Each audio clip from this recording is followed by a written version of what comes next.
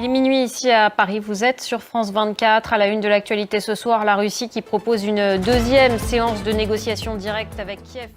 La guerre en Ukraine, tout d'abord, Moscou propose donc de nouvelles négociations directes avec Kiev le 2 juin prochain à Istanbul.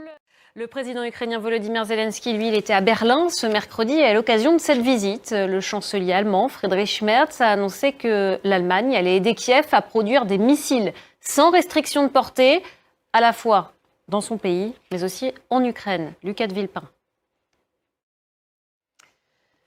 Et on va s'intéresser maintenant à la guerre à Gaza, au Proche-Orient.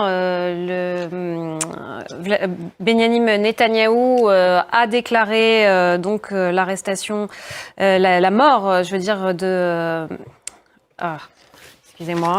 Yahya Sinwar. Benyamin Netanyahou qui a annoncé ça tout à l'heure. Il était le chef présumé du Hamas depuis la disparition de son frère en octobre dernier. On va écouter tout de suite le Premier ministre israélien.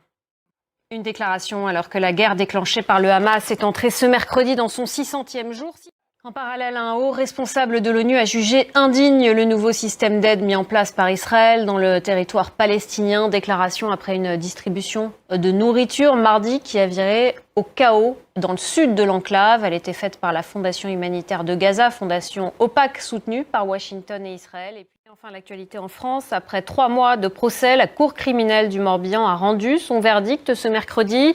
L'ex-chirurgien Joël Le Squarnec a été condamné à 20 ans de réclusion pour viol et agression sexuelle sur près de 300 victimes, majoritairement des enfants.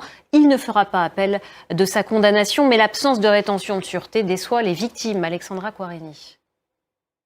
Et c'est la fin de cette édition. Restez avec nous dans un instant. Le débat sur France 24 présenté par Stéphanie Antoine.